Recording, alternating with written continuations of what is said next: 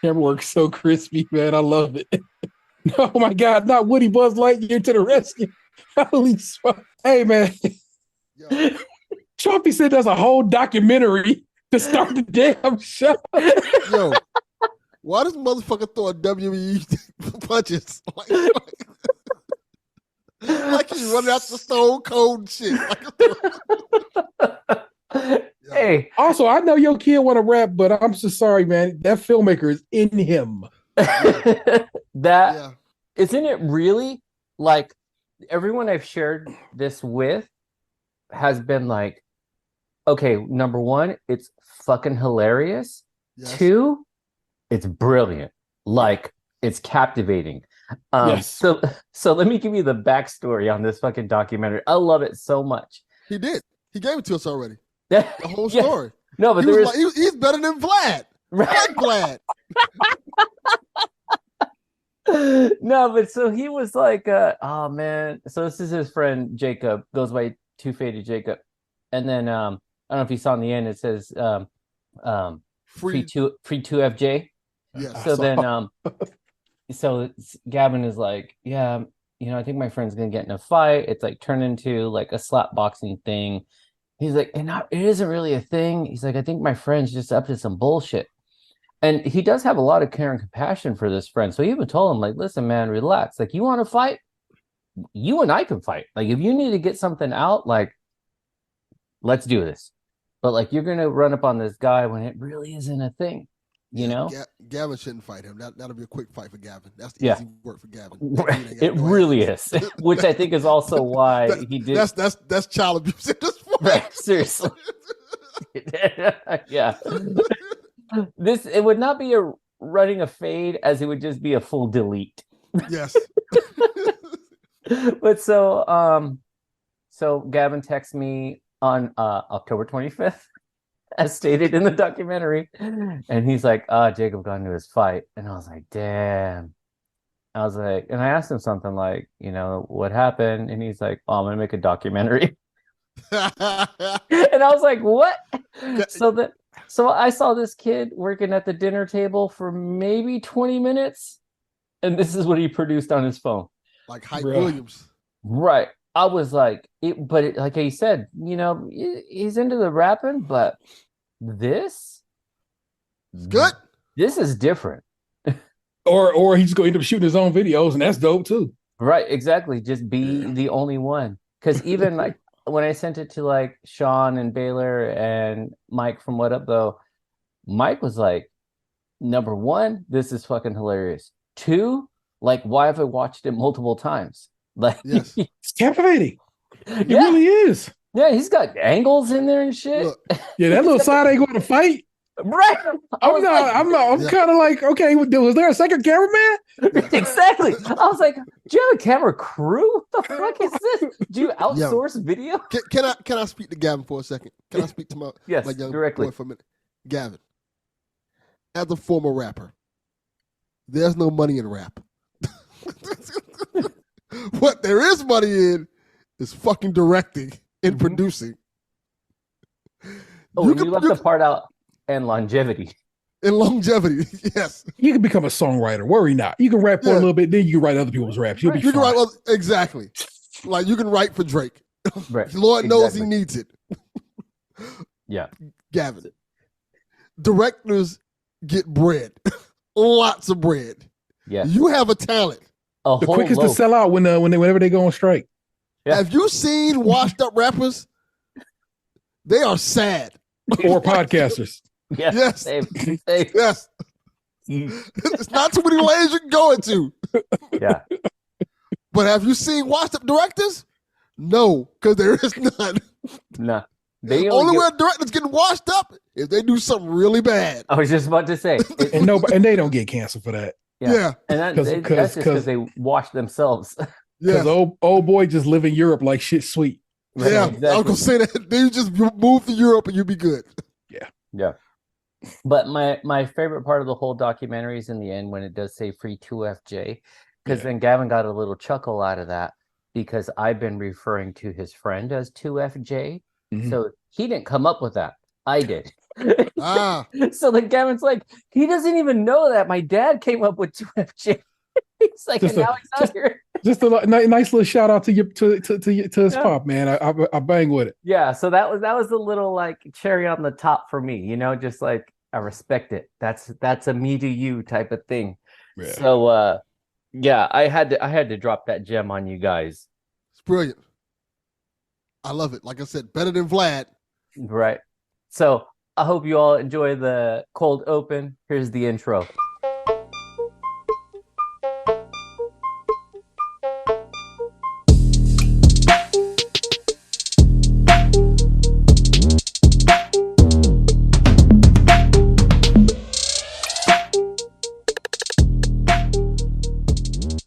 All right, welcome everybody to this episode of Cadillac on Mars. We did things a little bit differently today. I really wanted to get the raw response. You know what was funny about that? What? In my head, I'm thinking I'm going to see a long intro like I do when I'm on PSVG. And when I didn't get that, my brain broke. Wait, so do they not just edit that in after the fact? No, because we do the show on they have do it live. We do it live. We do it live, so all that stuff comes through, so we hear everything. Well, with my bad internet, I don't hear shit. I just see the end of it. Yeah. Yeah. There is no place for bad internet in 2023. You got to do something. You got to holler at somebody. Yeah. Over here, we just go insert, move, sound. Exactly. Done. And then that's how it goes down. But I'm here. I just wanted to enjoy this moment with my friends. One, I'm very proud of my son's work. I think he really does have an artistic vision. Yeah. Even when he had me for like one of his most recent songs, which is really fucking good. His song right now, Type C, that he has out. I'm super into it. Like I do listen to it like on a daily basis. He's tried some new things on there. I do have to share one with you guys as well. I can't remember the name right now, but he tried to switch up his flow. He tried to go for an Earl Sweatshirt vibe. And I was like, That's not so bad either. But he has a vision on how he wants his videos to be. Yeah. And then when he puts it together, I'm like, one, it really shows just how quick like these kids are. Like, it's not about like finding a friend who has a computer or a fucking board you can work with. It's all on your fucking phone. Like, just do it, Yeah. But I thought you guys would appreciate it. We got Delvin in the house tonight. We got T back on the scene. The building. We're gonna go through all these all of our stuff. What's up with you? What's good to great? What's up with that? What you playing? What you watching? What you spending? We're gonna do all that stuff. But there's something, and we missed T last time, and I need the history in this because in a few episodes back on Stays Crunchy and Milk, Cleveland's longest running podcast. Correct. T made this statement.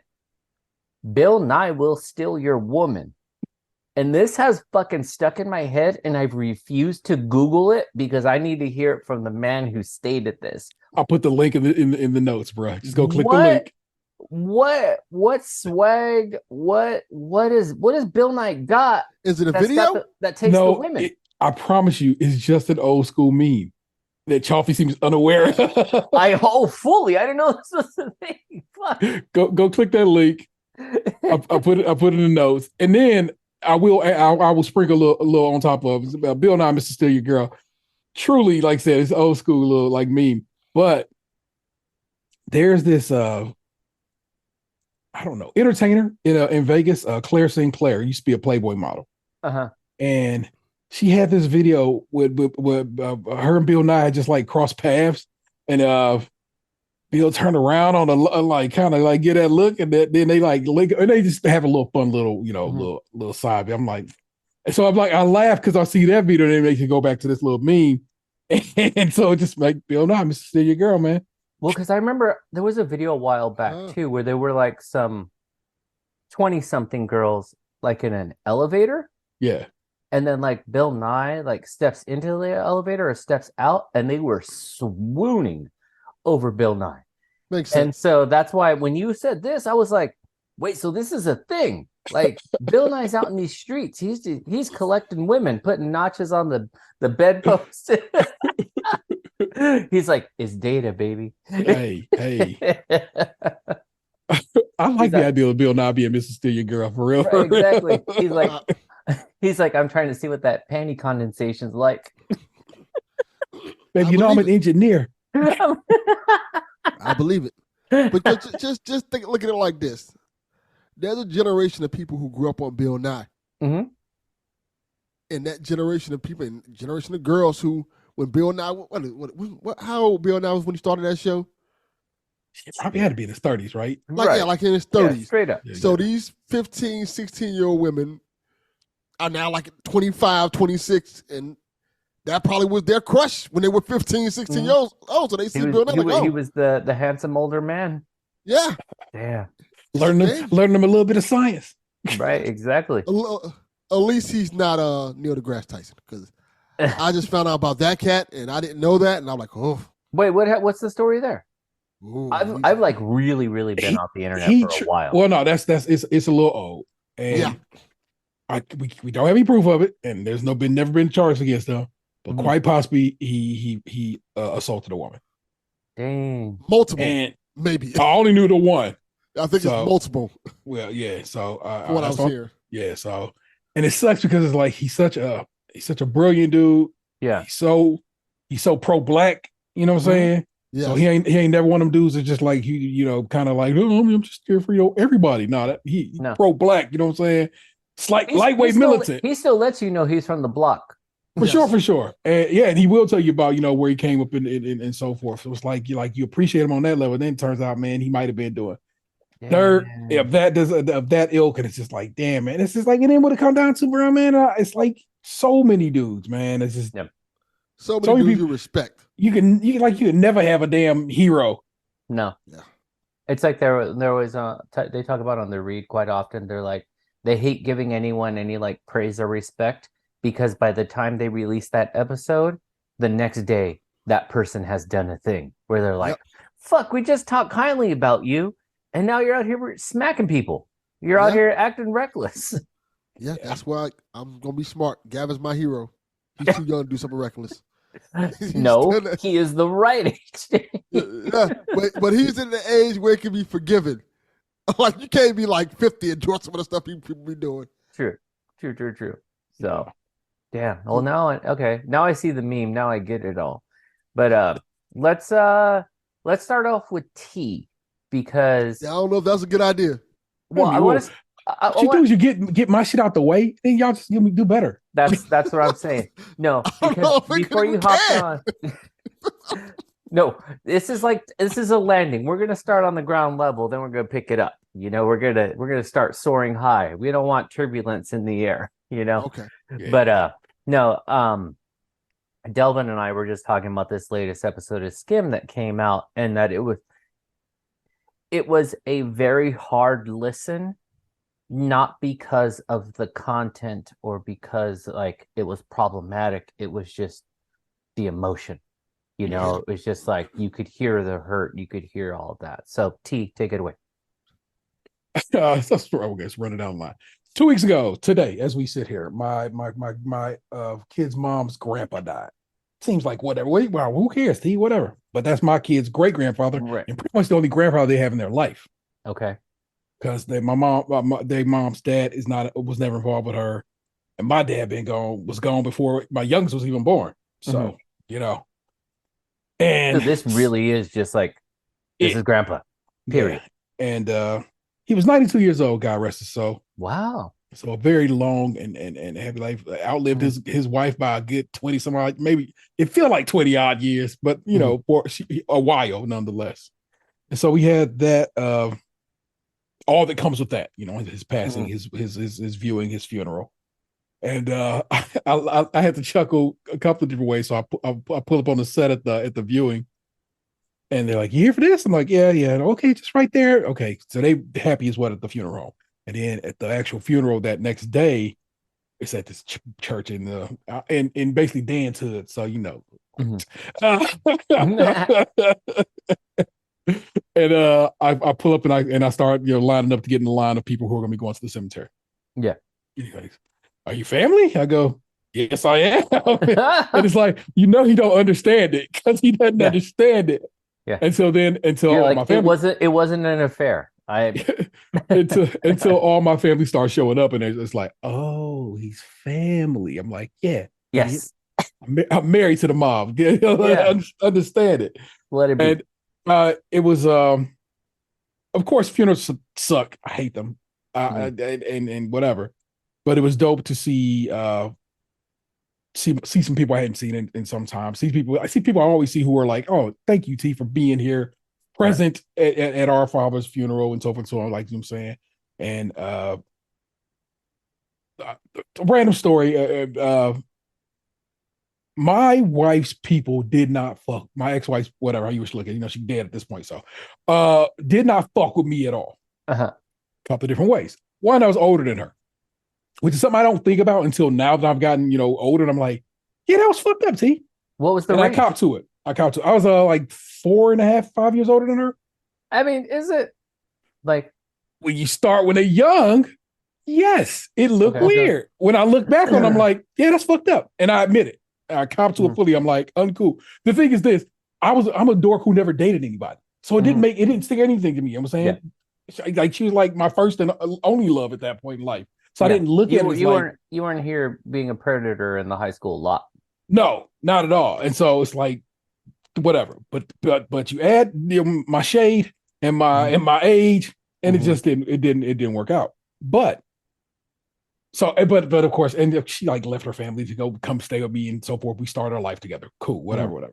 But in the midst of that, sometime her grandma, this man's who just wife passed away, and so we had to go to the funeral. And they said, well, we needed another pallbearer, and I volunteered.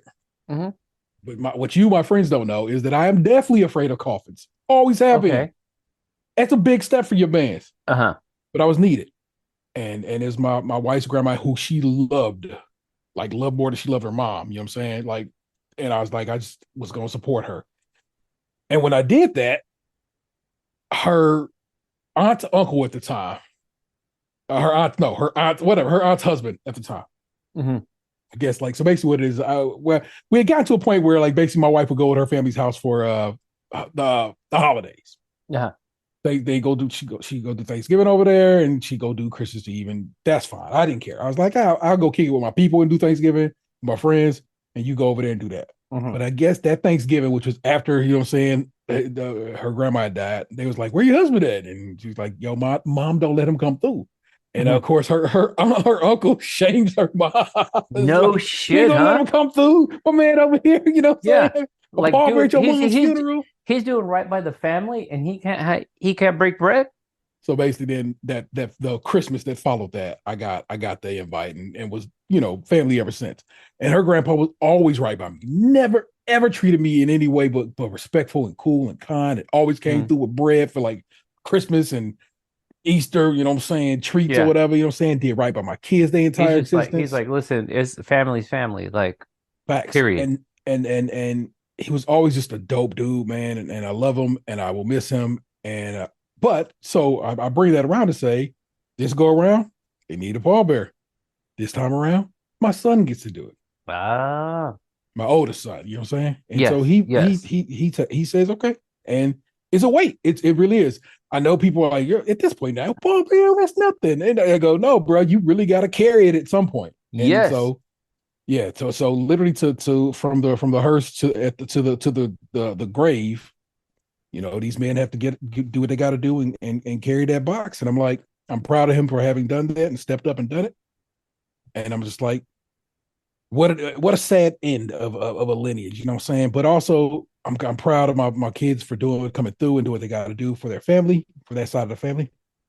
Got to see my wife's godmother and godparents in general. I hadn't seen them in forever, and they were shocked to see me. Not because they're shocked to see me. They were just like, oh, I didn't think your kids would have a relationship with their grandmother because your wife didn't really fuck with her mom. I'm like, you ain't wrong, but I tried to be better than that and make sure they have a good relationship with that side of the family. Well, because I know you've talked about it in the past of like, kind of keeping the bridge together, like a link to the past. No Yes, video game pun intended, it works. Yeah, but it does. yeah. And so that I think that touched her spirit, and I fuck with that, and I like that too. And I just like seeing that lady and her husband and stuff. And they're telling me, Yeah. oh hey, we're retired and we've been traveling the country. We went to Coachella. I'm laughing my ass off. These What? old people went to Coachella. That's And I'm like, wild. it's wild, but it's dope at the same time. And I respect the shit out of it. I was like, They just hell were yeah. like, hey, listen, we're new people. It's new times. We out Exactly. here. And they, like I said, they were happy to see us, and it was an honor to kick it They're with them and like, so did you forth and see so on. Kenny Beats set? Shit was amazing.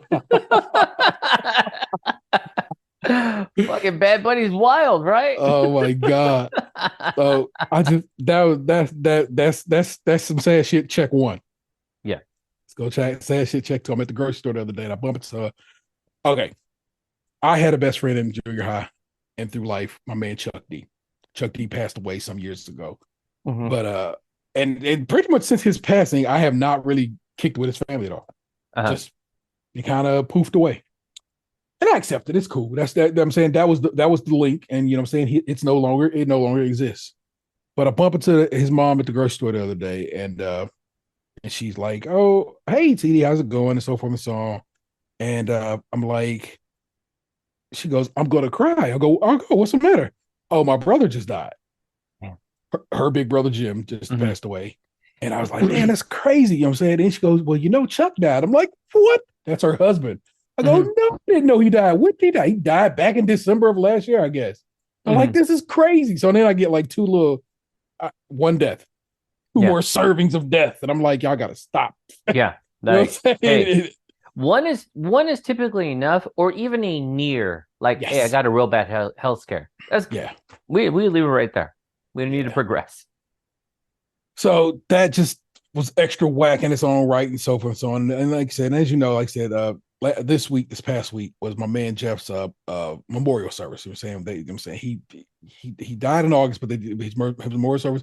We did like an October kind of fest theme situation, as a celebration of life for my man. And but this is the week we discussed as we record that episode of the podcast. And said we'll release it the week of your funeral, because I'm like, I probably ain't gonna be in a place to make a show that week anyway. Right. I'll just drop that episode that week, and he's like, dope.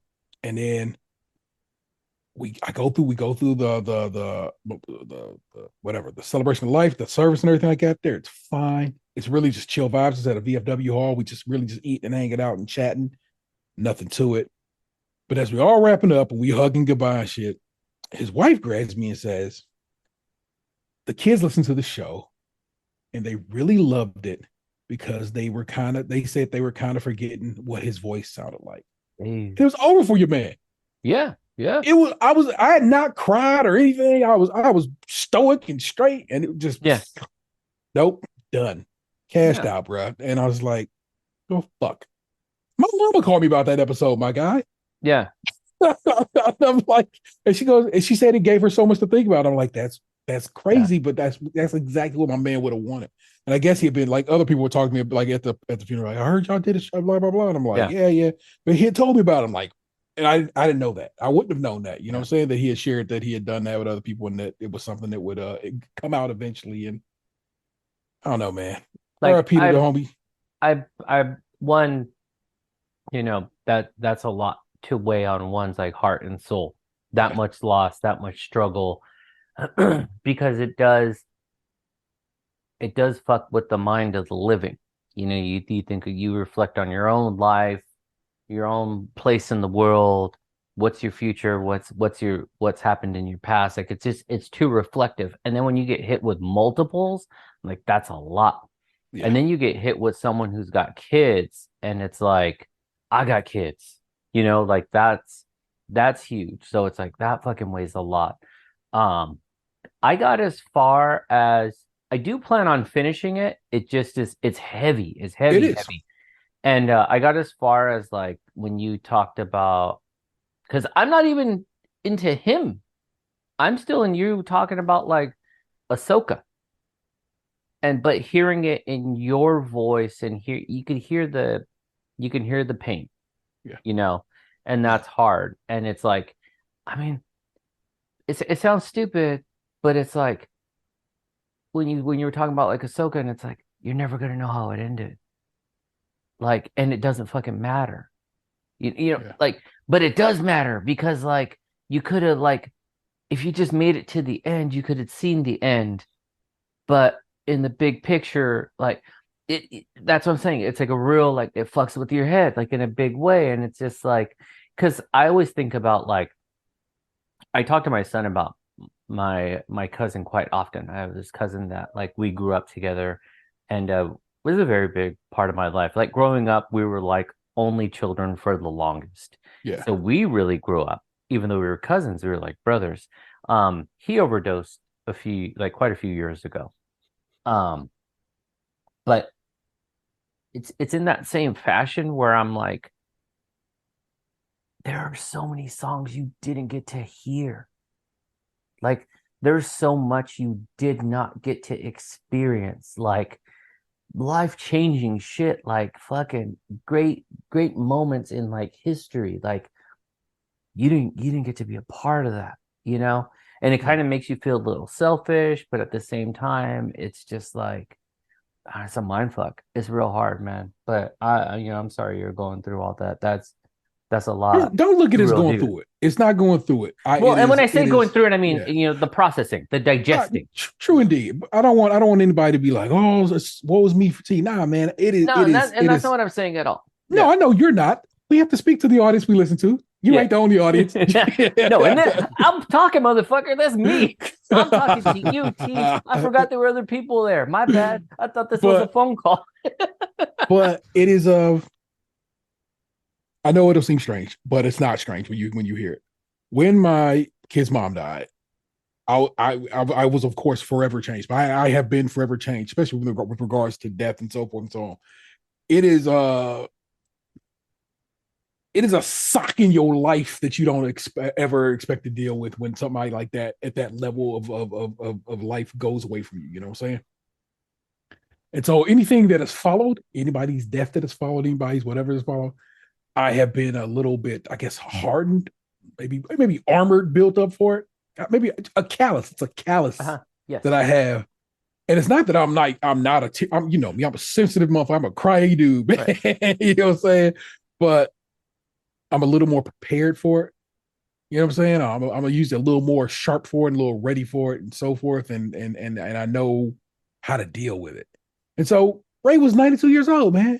Of course his time was coming. You know what I'm saying? Chuck passing away is wild whack to me, but I knew what his path was going to lead him to. Yeah. You know what I'm saying? It's just the path he was on. And so I kind of accept that. Jeff was sick for so long, you know what I'm saying? And he was a victim of the burn pits that you hear about all the time from the Middle East, from the wars we fought in the Middle East and Southeast Asia and so forth and so on. So it's like it's the effects of this country being shitty sometimes. You know what I'm saying? Yeah. And in fact, for two of those people, it's the effects of this country being shitty. So it's okay. That's why on the list here it says a bunch of shitty, a bunch of sad shit, because that's all it really is, man. It's a bunch of sad shit. And it's not to bring the party down. It's just to get you, my homies, caught up on life. You, the listeners, caught up on my life, man. It's just like, it's a little bit whack right now, but we keep our heads up. We stay positive. We know what comes with this. You know what I'm saying? Yeah. Plus, like I said, I may not believe in God, but I believe in people. So it's like I find it dope. I was driving to get my kid from school the day after, or no, the day that their grandpa passed, and it just struck me. I was like, holy smokes, man! You get to see their mom. Mm-hmm. She was wherever and to get to invite you and show you the path in. Like, hey, what's up, Grandpa? That's fly to me, and it just made me feel so. It lifted my spirits. Because I may not believe in God, but I believe in people. And I believe that they existed. I know they existed. And so I'm like, yo, that's dope. You know what I'm saying? These spirits are hopefully meeting once again and communing. And welcome to this side. Let me show you the rules. Yeah. And I like that, man. So it brings me a peace that you sometimes need. And I feel okay about that. So whenever somebody died at this point, I always just I tell my kids I talk to your mama all the time because I do, but I always like when somebody passed away, I'm like, then I know I'm like, hey man, it's somebody new on the way. If you see him, show him the ropes. Yeah. And I keep just an eye out. you know, Keep an eye out. That's exactly what it is, man. And we keep it moving, man. Yeah. That's No, what's but up. I mean, I do appreciate you sharing all of that because, it is a level of vulnerability to put out there, but at the same time, it's like that's what lives are like, man. Sometimes Yeah. you get hit with a lot of stuff, but it's about working through and kind of processing it. So I Yeah. appreciate you for that. Thank you. Uh, Thank you. let's pivot to Delvin. Absolutely not. How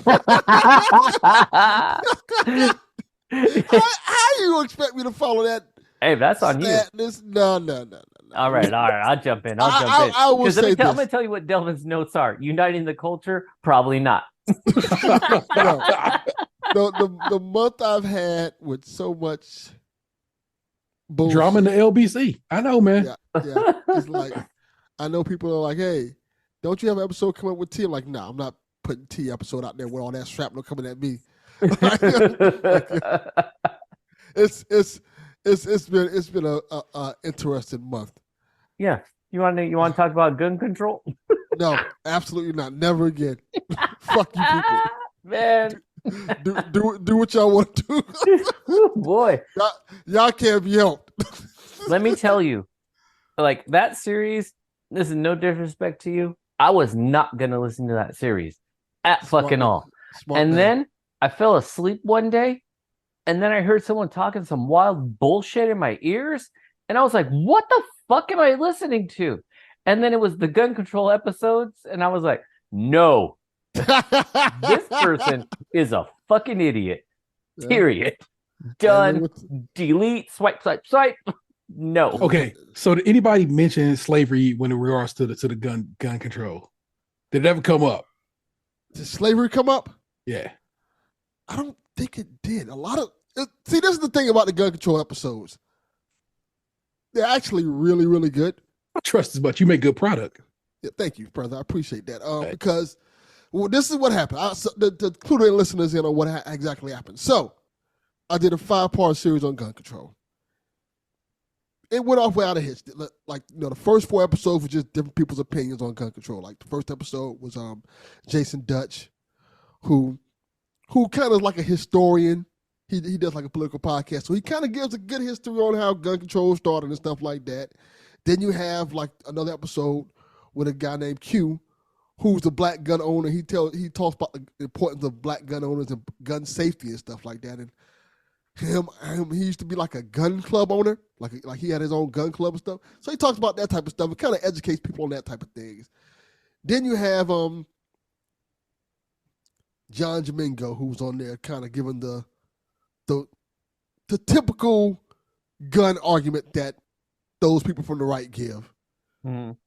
And then you have my boy from the One Mike Black History podcast on there, kind of giving you history about gun control in terms of black people, and giving a very impassionate speech about it, how guns affect us and stuff like that. So it was good.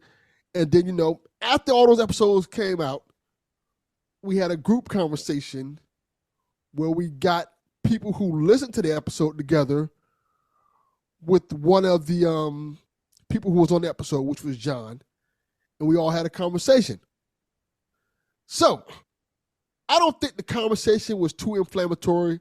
Yes, John may have said a couple of wild things on there, but he was corrected in a polite way. It was a civil conversation. Yeah. Overall. Now, what happened after that conversation is where the problem started at, because people listened to the episode, people got their things and started commenting and stuff. And people, when the episode came out, people, of course, started challenging this man on his takes and stuff like that and the facts that he put out. And what came forth was just a massive conversation that's lasted probably all of this month, and it's still going on now. It's been like a smooth month.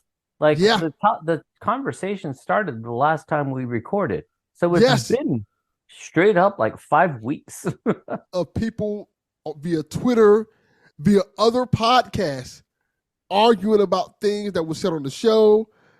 Was said in that Twitter thread that went on for days. And granted, when you do these type of shows, you want conversation to happen. You want positive conversation to happen.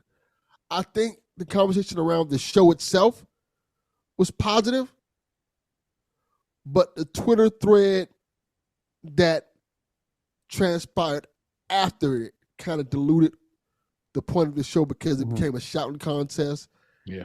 And just became just the whole people's echo chambers of arguments and stuff like that. Because it's are you addressing the topic or are you addressing the person? Those might not be the same thing. Exactly. And it got to the point where I was like, I'm turning this shit off because I'm like, it was a movie that came out that day. It was a terrible movie, I think it was. And I was in the movie theater trying to watch the movie, and my phone just kept going off. And I'm like, oh, fuck no. I'm not doing this today. Yeah. I cut my phone off because it was so many notifications, like over 1,000 notifications, DMs. You immediately mute that conversation and never look back. Yep. And the thing about it is, Elon Musk and his whack-ass Twitter, you mute shit and it just still goes through. Like, I'm like, what is going on with this whack-ass app now? Yeah. But it was a crazy month of conversation. Like I said, it's conversation's still going on. People still doing podcasts about my podcast. That's I'm like, crazy. And I'm fine with it. Only thing that annoyed me about the whole situation, besides the whole Twitter debacle, was the fact that people were having conversations about it and who haven't listened to the whole episode, all the episodes. I'm like, did you listen to all the episodes to get context for these conversations? Well, and that's definitely what expect us to get context, right? That's what be mad. That is what the internet is like. Yes. Oh, you got a hot take, headline, and then we never listen to any of it. Like exactly. That's it's on like you. People were doing the equivalent of going to watch Endgame first. Then complain like, why this shit don't make no sense? I'm like, did you watch the other movies? Oh, now it makes sense. Like, was Thanos really a bad guy or was he misunderstood? I mean, give him a chance, people. Give him a chance. Like he seems like it might be you guys' fault. Yeah, maybe he just likes jewelry. You ever think about that? Like, I mean, now we're jewelry shaming. Like homeboy can't have a gauntlet. Like you go ahead and write down jewelry shaming theme. Thank you. But get that together real quick because I will text you guys later. What did we say we were going to go? That's a good one. Write that one down. The crazy thing about it is, I started this whole series last year, July, and I didn't put it out last year, July, because when I was doing it, like shit got me depressed. Yeah. Because I was like, this shit ain't gonna change. This shit's just awful. I like I don't want to put this out right now. And I finally got around to it this year to put it out. And then it got me right back depressed again. You were like, oh no. And I know people have reached out they're like, it was an amazing series. We learned a lot from it. We learned how people think, and that's my thing anytime I do any one of these series. I don't like to just have people I agree with on. I have people I disagree with on because I want people to see all right, this is how these people think. Yeah. This is so because there's a little bit of naivete in the world where we just kind of hear our own point of view in our own echo chambers and don't think that there are people who out there who think a certain way. Because of us ignoring that, we end up in the situation that we end up in. Electing people in office who probably shouldn't be elected in office. Yeah, because it's just about, it's a hype game now. Yeah. You know, who's the loudest, who's the biggest, who's the flashiest, and it really isn't about the content. And we've been ignoring content for so long, and not content in the not content in the modern sense of I create content, but in what you contain within. Yes. What can you bring to the situation? And what you're really about. Yeah. And not content in I make TikToks. That's different. I think people ignore the warning signs and the red flags that we've been seeing about a lot of situations. Yeah. Because they just hear the bullet points of what they want to hear. That's fine. We'll agree with that. That's what we want. When you see all these laws get passed by politicians that you don't like, you wonder, how did this person get in office? Yeah. They used to, when you look further into That's how they got in office. We kind of slept at the wheel. We Yep. agreed with one thing, and because of that one thing we agreed with, we elected this fool. Now we're seeing the 99 other things we don't agree with. We're mad. Yeah.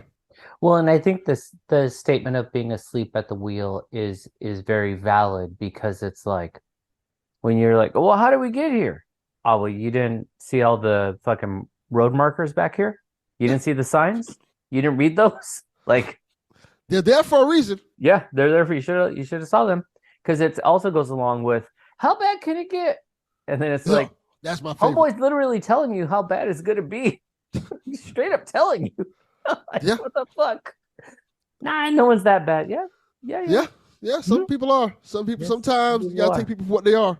If people keep telling you this is an awful person, maybe they're an awful person. Yeah. Maybe we have to show you that they're an awful person for you to understand it. Like, Well, black even and when white. they show you they're an awful person, it's still like, Yeah. Some of these people literally, rioted at the fucking Capitol, and people were like, "Those were patriots." Yep. Well, Sir, those are assholes. No, they weren't Patriots. There's Patriots in New England. They play every Sunday, and they're not very good. Well, Patriots is also on that Family Guy's color scale. Patriot, Yes. and then the darker you get, it's all criminal. But that's how that works out. I will say this to not get too depressing with this episode. What I have been doing to like keep myself mentally sane and emotionally sane, playing a lot of video games and listening to a lot of happy music. Good. Nice. Good. You got to find your space. Yeah, you got to definitely find your space. And I think right there, I'll pick it up. I'll bring some positivity to this conversation. Thank God. Because listeners are going to be like, fuck this episode. No, that, I will say, like, I've still been in a good headspace. I've been trying to be, I told my wife about this recently. I don't know. Oh, it was Bert Kreischer. He was on I listened to a podcast with Tony Hawk and Jason Ellis. And it is skateboarding centric, but they do have other guests that are non-skaters in there. And so Bert Kreischer was talking about how, and I might be fucking up the story, but the essence of the story is he was talking to his daughter in the kitchen, and they were just he was having a conversation with her about like how he was saying, like, I don't have to drink. I just like drinking, but I'm not in the place where I have to. So then she was like, yeah, right. And so then he's like, I'll go out tonight. I probably won't drink. Like, it's no big deal, And so then they were talking about it. They were having a whole conversation. And then his daughter stopped him and was like, you know what? Hey, I got to tell you right now, this is the best conversation we've ever had, because you're here. You're present. You're not trying to write a joke. You're not trying to turn this conversation into a bit. You're not trying to figure out how can I make this into material. You're actually just like fucking here talking to me. And you're never here talking. Physically, you're present, but emotionally and mentally, you're thinking other things. And I was like, and that little story like really like resonated with me, because I'm like, I'm always thinking about like, okay, I hear your problem. How do I fix it? And so I can move on to the next thing and then figure out the other problem that's happening. And, I'm always managing shit all the time. But in always managing things, I'm not actually here in real time, because I'm thinking about getting to the end so that you can move on and then I could deal with the other thing. And so I need to work on like being here right now. So kind of been doing that. And really, that's really like helped like my mental headspace a ton as well. But some fun things I've did this month. Went to the Run the Jewels. They did Atlanta, Chicago, New York, and LA, and they did each one of their albums every night. Now, because of the pandemic, I never got to see the most recent album be performed. So went to that, had the best time. Tenacious D came out and they did a DJ set, and that shit was crazy. Like, it was just so wild and so like fun. And then the Alchemist came out, and then he did a set, and he brought out Arm & Hammer and fuck, did he bring someone else out? He did, and I can't think of who it is, and it's someone well established too. Damn, I feel like Oh, an idiot. Alchemist, the producer. Yeah, That's because cool. Alchemist DJs, he does a little rap too, and he's just Yes, he well does. connected. So Oh, that was fucking cool. And then Run the Jewels did their whole set, and that was just so fucking cool, like really, really good. And And you then went for RTJ4? yeah, RTJ4, yeah. Nice. And so that was like a really, really fun set. And then the sort of like the best part in the end is over the years, I the friendship started with Trackstar, and it's Yeah. like one of the first like early episodes of Games We Don't Play. what's that? But I've Never heard heard of some it. old podcasts, which apparently do not go to the Games We Don't Play Facebook page because it's been hacked and it is just full porn. Oh, I'm going there right now. Yeah, Mike from What Up Though messaged us the other day, and he's like, "Hey, what's up with your page?" And I was like, "I Yo, haven't logged into Facebook in forever." And he's like, "Oh, there's different kinds of games happening over there." But from Trackstar, I befriended his wife Camille, and she's a very kind person. Did you do that in the voice of Bill Cosby? What's that? Did you Oh do that in no, the voice no. of Bill Cosby? My wife, come here. And we're not talking Pill Cosby. We're talking Bill, the one that we knew back in the day. So after the show, got to meet up with her and Track and their kid. And so it was Nice. like just really cool. It was like the Palladium was all empty and clear. It was just us talking. She brought me out. She's like, I'm gonna bring you drinks. I'm gonna bring you drinks. I was like, sure, sure, sure. And so then she comes out with like two of the Run the Jewels. It's their juice runners Yeah. and the mezcal drinks and a beer. And she's like, this is all I could find, but I had to bring you something. I was like, it's okay. It's all right. So I was like, let me just so it was cool to just like it's kind of like it's like meeting T for the first time. These are people I yeah. actually met her a long, long time ago when Gavin was really little. It was like one of the second or third time I had like talked to Trackstar like face to face. And so I met her back then. Yo, Chaufie, I gotta Yeah. say this. Apparently, Gabe, you don't play, really likes Riley Reed. Man, let me tell you, Games We Don't Play, that page is wild. She sponsors the podcast. Wow. All right. Yeah, Sean was supposed to handle that. Yeah, he should have that immediately. This is I didn't wild. see. Apparently, he's handling something else. I don't know. But so that was really cool. Like that was a ton of fun just to connect with them. And like I was saying, when you meet someone you've mostly talked with online face to face, it's like that weird, I know you, but like we've never like been present. So that was just like super cool to have a good time there. And then I went over and they were selling the 10-year anniversary copy of the second Run the Jewels album. And it's beautiful because it's the kind of like the hologrammy type of cover. So you tilt it. Lenticular. Yes, that's dope. what it was. I couldn't think of the name. And then it's the color vinyls inside, and it's two. One's the instrumental version, one's the like the standard album itself. And so then or if you're lucky like me, it's two side B's or side D's. what? Really? I was going to spin it today while I'm still organizing my records, and I was going to spin Yeah. it today, and I'm like, these are both the side C and D. There is no A and B in this in the container. Shut it, really? Yeah, so I got to figure out how to, I don't know, message somebody about it. I'll figure it out. Oh, that's crazy. Hey, you Something know like that happened to me. Okay, so if you hadn't noticed, T talked about getting it too, because then I bought myself one and I was like, this is beautiful. And I'm pretty sure T doesn't have one of these. So let me scoop one up from my homeboy as well. Thank you. So then I get a message that was like, I opened the door and I saw this sitting on my porch. I was like, it's always a nice little gift. So I had to hook the homie up. But yeah, that shit is weird that you got two sides. Yeah. I have two. I guess two of the instrumentals is what it is. Uh-huh.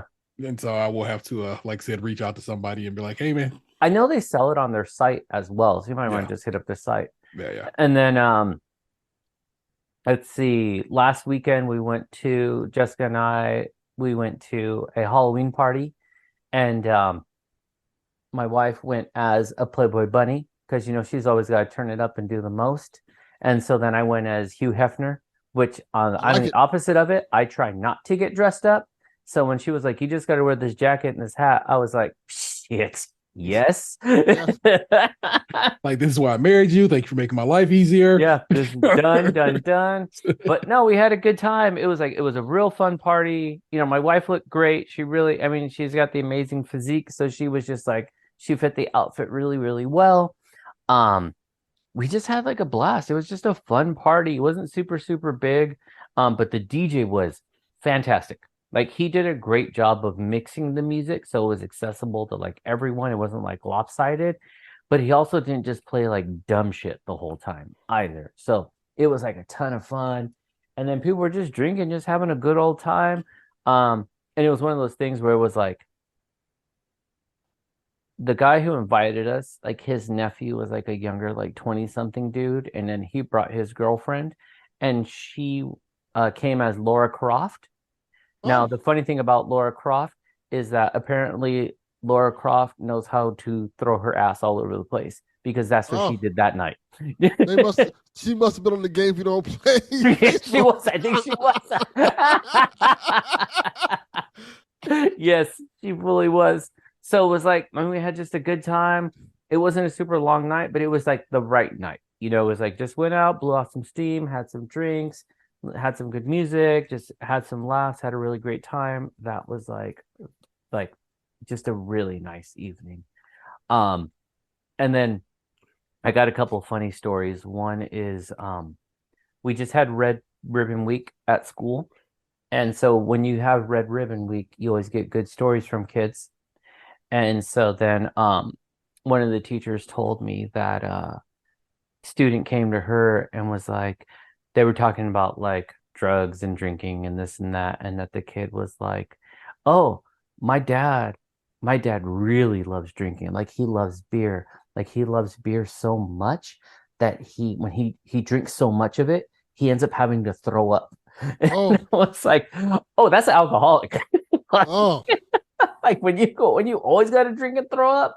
Yeah, that's a different story. Yeah, little Timmy, you're gonna get put in another home. Yeah, seriously. I was like, keep that to yourself, buddy. We're about to call CPS. Yeah. And then this other story that's non-Red Ribbon Week, but my speech teacher was telling me, and I was fucking dying. She goes, she says the little girl was talking to her, they're doing the speech services and whatnot, and that very sweet little kid. And she was like, "Hey, teacher," and she says the kid's always upbeat. Like she's just like, "Look at the birds, they're beautiful. Look at my friends, they're amazing." Like everything is just always like the brighter side of things. And she goes, "You know what? My, my daddy and my mommy love each other so much." And she's like, "Yeah, well, I'm glad they do. That's really good that they care and they love each other." And she goes, "Yeah, like my daddy loves my mommy so much that I saw him last night and he was just kissing her booty over and over." He was giving her kisses on her booty. I was like, sure. Yeah. That's love. The speech teacher was like, she's all, "I'm usually pretty good at responding to the kids." She's all, just went into, so today we're gonna work on like the B sound. We're just. She's. I didn't know what the fuck to say. Like, what do you mean? Like, yeah, all right, tell me about it. Yeah. We don't What's his need to hear any technique? more. How's he get down? Right, Yeah, we don't need to seriously. hear any more about that story. Yeah, I was like, That story can stay right in the vault. No, thank you. But so anyone listening, just if you got kids, your kids are telling us those stories. Lock Just your letting you goddamn know. doors. Lock your doors. Drink in your garage. We're gonna hear your stories. Yes. Just letting you know. Don't let your kids walk on you kissing booty. Right, seriously. Because it will be told. It will be. It will be. Kissing booty. Yeah, kissing booty. He was kissing her booty over and over. Yeah. And then Shit, you hope that was your mama. right? No, I just saw legs. I don't know. And then I'll go into the good to great. Good to great for me just last Wednesday, and it's kind of been the trend. Like work has been really, really good. And like everything's in place. Like my people are working, they're working hard, they're grinding. And what we're really working towards is just that umbrella of like serving the kids and serving the community. And so last Wednesday night was a late work night for me, because we did like a literacy night. And the goal there, and this is from parent feedback, was here are like two key pieces that your kids need to learn this year in this grade for reading. And then I'm going to give you some strategies so that you can support that at home. And so we had a really good turnout. Like a lot of our classrooms were full with, and we said bring your kids too, because we want your kid to hear it. So then that way you guys heard the same message, you could talk about it. And so the parents left that and they were fucking hyped. They left with like, I think I have a better idea of how to help my kid out. I really feel like I'm much more connected to the teacher now. Like I feel welcome on campus again. So it's just like, sometimes it's like it takes work, it takes a lot of planning, it takes a lot of effort, but like when you can make great things happen for like your learning community, it's a fantastic thing. So that's my good to great right now, is just like putting in the hard work and the effort. Like this year I'm really, really tired and I've been coming home a lot just passing out, but I've been working. Like I'm not passing out now because I'm frustrated and I'm just like, I just want to go to bed and start tomorrow. It's just been like, we're planning, we're prepping, we're organizing, we're putting stuff together. And it's just like, yeah, it's good work. And so that's my good to great. Let's go in reverse. We'll go to Delvin. What's your good to great? And you know what? I just thought about this. I guess I could tell it because it's out right now. If you go on the, Halloween's coming up. If you go on the Tales for the Forgotten Networks podcast feed, they have a Halloween special where I play a role in it. It's called Always Listen to Your Crazy Uncle. It's a funny horror comedy or audio drama that I play a little small part in that you can go check out. It's pretty cool. They asked me to do something. I did something, and of course, in typical fashion, something happens to me. But yeah, go check it out. Now, don't you have a Halloween podcast for Delvin Cox Experience? Didn't we say good to great? Oh, my bad. Not. Oh, good. What happened? Yeah, exactly. Oh, yeah, exactly. That should go on to what's up with that. All right, we'll kick it over to T. T, what's your good to great? Well, speaking of hard work, bro, I whenever the Great British Bake Off returns, for the last at least couple of years, we make a show called Crème Patisserie, spelled with a K, of course, keep it in thing. Crème Patisserie, it's a Great British Bake Off podcast, and I feel like we just have hit our stride this go around, man. It has been super fun to make because it's been a real fun season of the show, but also we're getting we're getting feedback like every week. You know what I'm saying? People are saying, "Hey, I'm listening to the show and I want to talk to you guys about what I'm hearing and what you guys are doing," and that's very gratifying to have, so to know you're not just speaking into the void. Yeah. And whatever. The numbers are decent. I got commercials once on Spotify. Now only once, it only occurred once. But the fact that I got some commercials, right? Spotify dropped some commercials in, I was like, okay, that's pretty dope of y'all. Yeah. And it seems that if you search Great British Bake Off, our show shows up, and so that's basically how we've been getting more listeners, because it's like it shows up in Spotify's search function, and they even tell you as much. They were like, "Look, we putting you out here, so hopefully more people will give you guys a listen." And it has been proven as much. And I'm just like, okay, we out here, man, and just I'm very proud of the work I do on that show. It's a super niche kind of deal, niche. I remember niche when I was younger, but everybody been saying niche as I've gotten older, and I wonder which one is correct. Anyway, I believe it's niche. I think it is. It's niche. That we Americanized it into niche. Yeah, it has been just a joy to create that show with Nick Jew and I put a lot of effort into it. We all do. So, but I mean, I produce it. So I'm always gonna have a little more effort than what than my two hosts do. But I think we make a great show, Mm-hmm. and it seems like it's paying off. People are listening, people are interested, people are responding.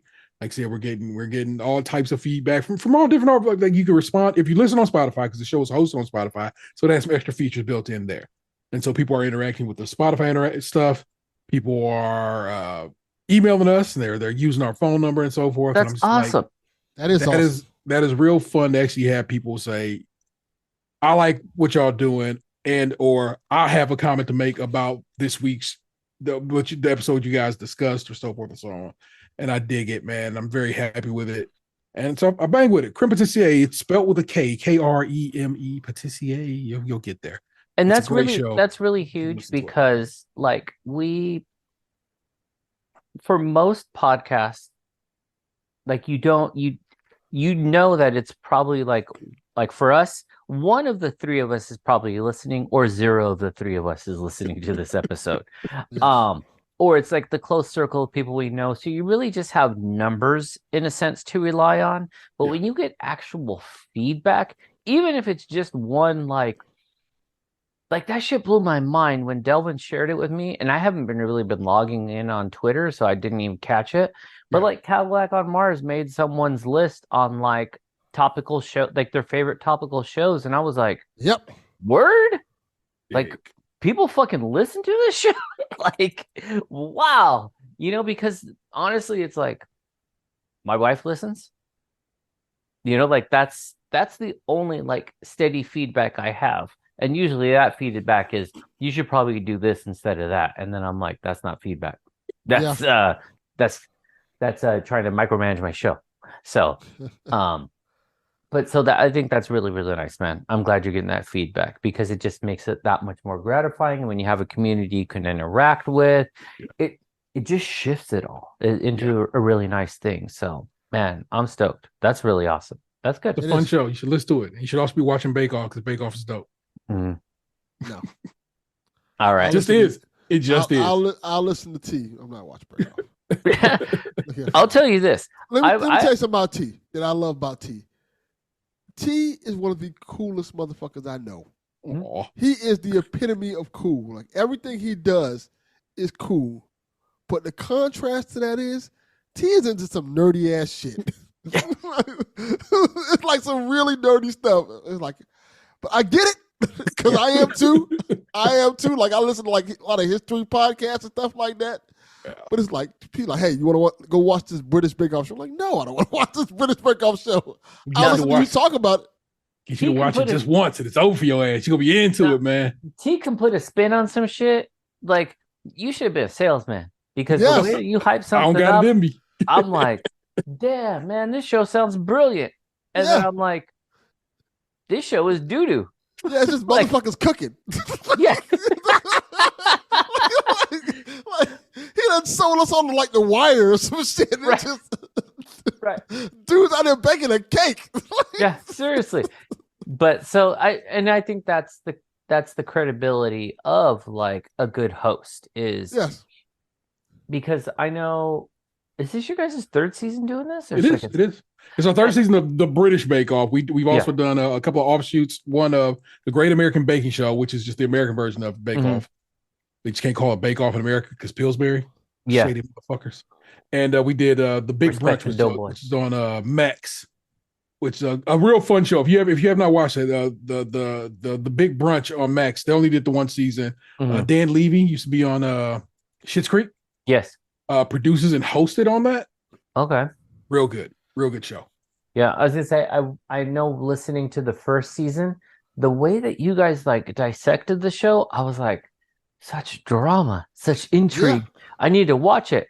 And then I was like, oh, these supposed to be bacon. It's just bacon. That's it. Just bacon cakes. Man, no.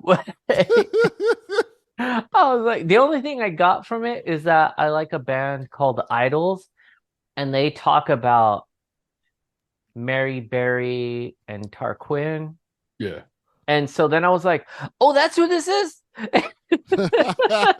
Like, Other than that, I was like, I'm watching this shit. I'm just listening to T because it really is some fucking some audio cinema. Yeah, T's an amazing podcaster. I say Yeah. that Well, all the thank time. you for that. I don't All say right. that enough though, but he is an amazing podcaster. He knows how to paint a story, paint a picture. He's amazing at it. Like Yeah. his hip hop podcast is second to none. Yeah. It's too Now, rare. I need to make more of it. It's just Yes, definitely. that is a hard show to make. That's why it don't get made a lot of. yes. It's a challenging and effortful show. Before we get into everyone's favorite segment, are you listening to what happened was? Why do I know what had happened was? It's the show with Oh yeah, yeah, Open Mike yeah, yeah. Eagle. My Open Mike Eagle. Open Mike Eagle. Yeah, Yeah. this season is of course Questlove. It is the host. He is of course the band leader of my favorite band in the world, Right. That's why I was like, The oh, this Roots. is T shit right here. Yeah, Like and so I'm like, why is what I like? It's time for me. Why is that not coming to me? It was not coming to me, dog. yeah. It has been. It is. If you fuck with the Roots, you already know. If you've ever looked at the Roots liner notes, Questlove writes books. Yes. He goes through and he writes and so it's like already he practically is giving you a podcast or old school like DVD commentary Yeah. in the form of liner notes. He's brilliant. Like He really is. and not brilliant in the sense of like how we just toss that shit around. It's like, oh no. Actually brilliant. Yes. Like scientifically speaking, you know what I'm saying? Yes. His approach I'm on Oscar shit. to it now. and Tony and so forth and so on winner. Here's what I want you to do. Let me tell you something. Open Mike Eagle is an amazing and gifted, talented MC, but Yeah. also such a good host. First Yeah. season was him and Prince Paul talking about Prince Paul's work with basically everybody. Amazing. So good. A good focus on De La Soul. Second season was LP? yes, LP, but it's kind of a pandemic season. Mhm. So they do everything kind of over Zoom, and it just does not sound as good as it could have. But still, it's dope like to learn all the shit about LP from Def Jux days on to up here to Run the Jewels. and it really gives you that sort of New York perspective at the time too. Yeah. Like how things had shifted, got a little more grimy, a little more dirty. Yep. Season 3 was Dante Ross. Used to do A&R at Elektra and so forth back in the day. Just a dude who knows hip hop. Yeah. Good dude. And then that arc was uniting the two coasts. Yeah. Because he was back and forth.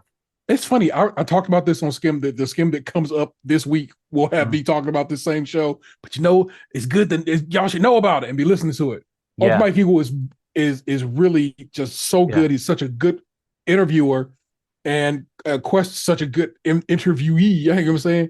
Yeah, it's dope. It's dope to hear him discuss things like this. And then I'm getting stuff I never knew, and I know my Roots history because I've been down with it now, but I'm still learning stuff I did not know about. Because two things real quick. One, I hadn't messaged you on this because I wanted to have this conversation like now. Yeah. Because I was like, I know this is my man's shit right here. Like this is the Roots. Like this shit is crazy. And so I know like you fuck with him hard. So I was like, damn, like my man must be excited over this. Like seriously. And I hate that Open Mike got a habit of just ending the episodes. And I'm like, you got to give me some space. Drift me out this bitch. These episodes need to be twice as long. Or this needs to be a double season because there's no way. Like, and because the second thing I was going to say, when Questlove said that was his mom on Nothing But a G Thing, fucked me up. I was like, what? Like when he did the I was like, I know exactly what he's talking about. And he's like, that's my mom. And that he didn't even know. And I was like, fucking wild, man. Like that. Think about how amazing that is for just that's how deep the history of this band then goes. Yes. It's like, oh, your mom and pop were performers. Mm-hmm. They shit got sampled by one of the illest producers to ever have existed. Mm-hmm. You are yourself a producer and a musician of your own. It's like there's a lineage of and I don't know, man. It's just so good to find out.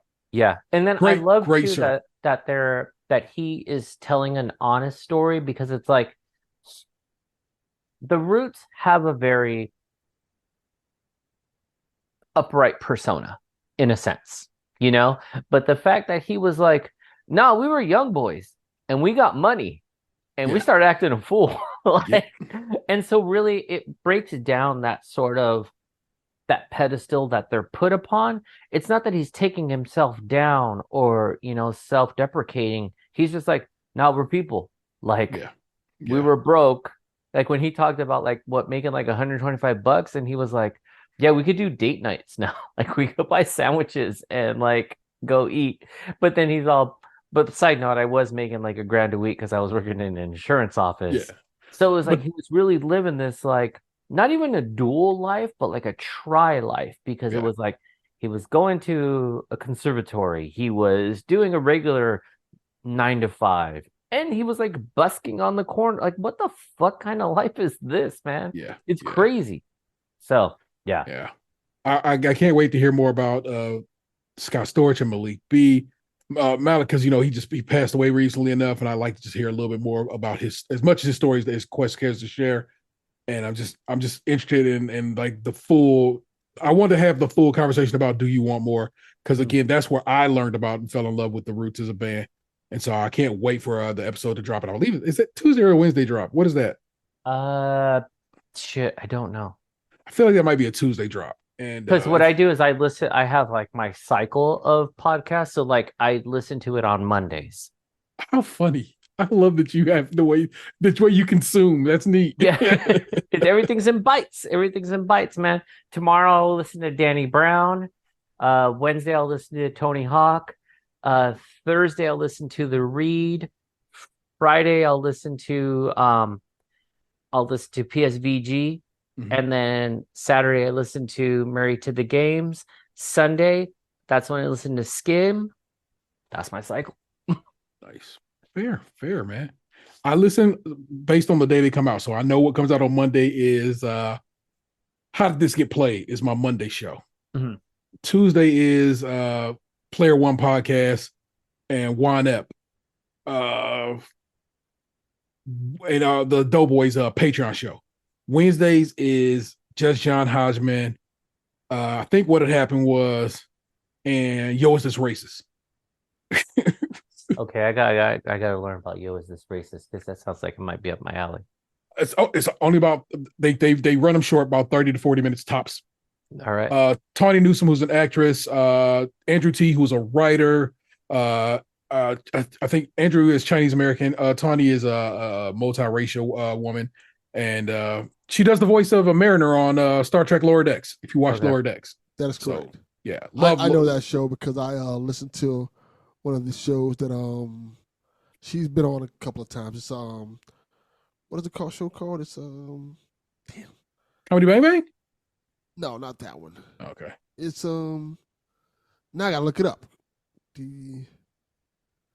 Well, they take voicemails from people asking questions about racism. Yes,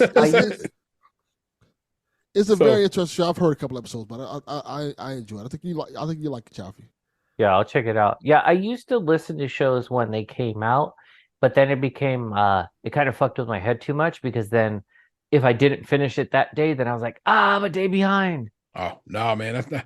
Yeah. Well, that's just how your brain functions. You can't do nothing about that. So that's what. So for me, I either have to keep it on or break it up, and Yeah. then now I'm like, now I got my system in.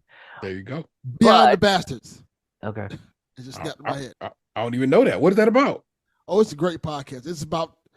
It's like a history podcast about history's worst people, and it tells you the stories behind everything that they've done to make them awful people. Like they have one on like Napoleon, they have one on Coco Chanel, and it kind of tell like, and it's very interesting because it's stuff like I didn't know Coco Chanel was a Nazi, and how that whole crazy. thing, like how that whole thing started, and how Chanel No. 5 and all that stuff started, and all the stuff she did, and it tells a lot of really interesting history stories, and it brings other podcasters in to discuss it, and kind of like it's really insightful. It's really good podcast. It talks about how the crack epidemic started and stuff like that, and what really caused it. It's a really fascinating podcast called Behind the Bastards. Hint, it was Ronald Reagan. Yes, there you go. Everything bad in this world right now, especially in this country, you can source it back to Ronald Reagan, and I'm Oh, not they talk about that too. They Mhm. talk about that too. My What? favorite shirt and my favorite song, Glad Reagan Dead. Like you had to be there to know people. Like when you grew up on that time, let me just tell you, we had no arts, we had no nothing in school. Like it was bare bones, and that was thank you to Ronald Reagan. And in the tone of shitty people, let's talk about Ooh-wee. What up with that? What up with that? Ooh-wee. What up with that? What up with that? He said, she said, we said, Lee said, what up with that?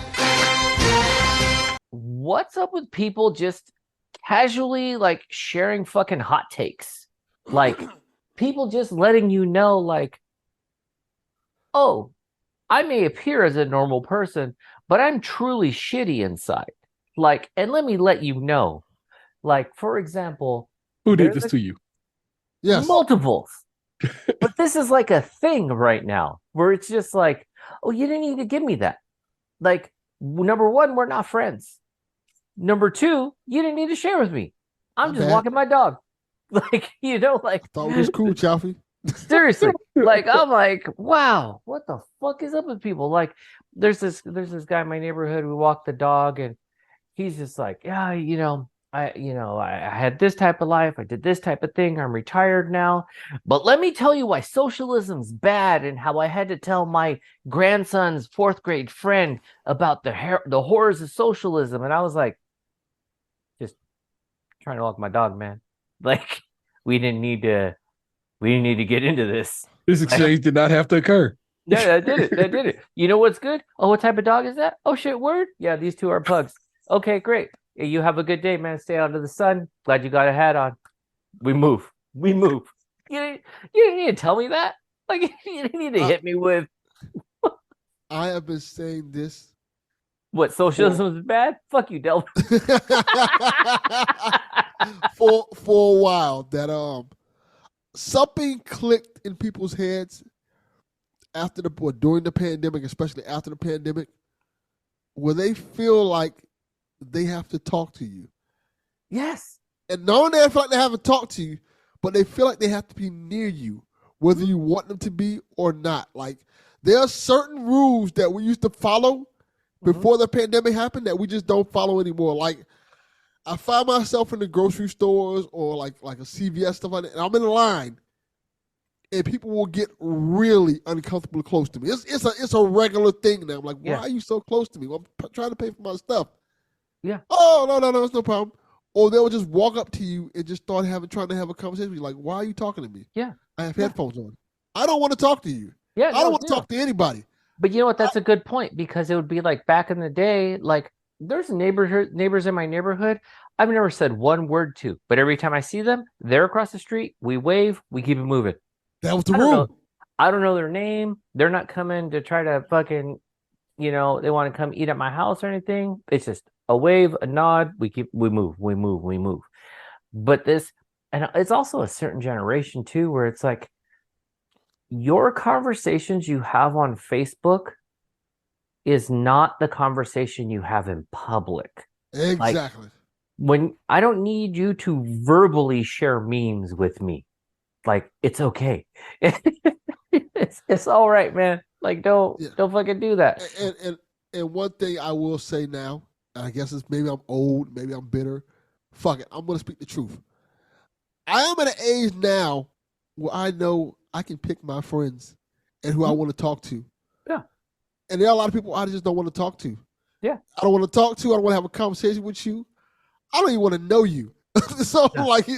I know Drake said no new friends, but like at some point, like you have to close off. Like no. Let me tell you how many friends I have in face-to-face real life that I make plans with and kick it with. 0. Yeah. It's like And not 0 because I'm like, nah, fuck people. Like, no, that would be nice to have some friends. But you know what? People do dumb shit like this. Like I was dropping my son off at a friend's house to spend the night. Grandma was super, super nice. She's over here. They're making like a fucking baked macaroni. Kids are kind of hanging around, having a good time. And I'm like, a good vibe around here. Everyone's like having a great time. She's having good conversation with me. And then she's like, this city's really going down the tubes. It's like you got all these like Mexicans like making tacos on the God corner. And I was like, what? We were just cool. Like, why did we have to do that? Like, I was just about to be like, damn, old white lady, you're all right. And then you hit me with if you didn't look so distinctly Mexican, Yeah. I would be like, does this bitch not know? Yeah. But she don't know. No. Because, like I said, you used to just share memes and hot takes on your fucking Facebook. Repost, whatever it's fucking called now. No, you don't need to repost that to my face. Yeah. Also, who don't love tacos? Oh, fuck is wrong with you? Fuck you mad at tacos. That bitch don't love tacos. I don't fuck with them shit, son. Right. Too spicy. What's that, pastor? El Pesto. I don't do that. Oh, She's boy. always, is it a gyro type of thing? And what is The mayo is real out here in these streets. man? I'm telling you. So, like, listen, honestly, before you start oversharing, better to say less than to say more. Like, that's why it is a phrase. Say less, Say my less. guy. Say less. Yeah. Say Or less. just, you Say see that. me in the streets, just leave me alone. Yeah. Go do something else. Yeah. I don't want to be Yeah. bothered. Yeah. Wave, don't wave. I'm good. It's okay. You don't even have to wave at me. You don't have to wave. Act like I don't exist. Yeah, because 9 times out of 10, I got my headphones in. I'm pretending to be like talking on my phone just because I see you mocking my way. And I'm like, yeah, T, man, it's just crazy, right? Oh, man, I know. Damn. And then they walk on by. I'm not talking to T. I'm not. It's 9 p.m. It's midnight at his house. I'm not talking to him. That's disrespectful. Yeah. I have. You ever seen that episode of Seinfeld where George figured out that if he looks annoyed, people won't bother him? No, because I've only seen a few episodes of Seinfeld. It's a great episode. But I can't make the Friends joke anymore because that's insensitive now. Sure you can. Yeah. That man played that role for years, and we got to respect his work. How can you not make a Friends joke? It's not like you're making a I jacuzzi joke. I saw one that was way out of pocket. it was so out of pocket today. I'm like, God damn it, nigga, body ain't even cold. It's so out of pocket. Like, you cannot make this joke. Yeah. About this man. That's a different thing. But just all I'm saying is, people, just keep your hot takes to yourself. I don't need to know them. You don't need to share them. It's okay. People that forgot the internet ain't real life. Yeah. 1000%. That's why when folks when they catch one, you know what I'm saying? They're like, oh shit. Yeah. Oh yeah, you can get beat up in real life, can't you? Yeah, bro. Yeah. There's consequences. Getting internet slapped in the mouth and actually slapped in the mouth have different feelings. Yeah. Okay. What is wrong with my lip? Yeah.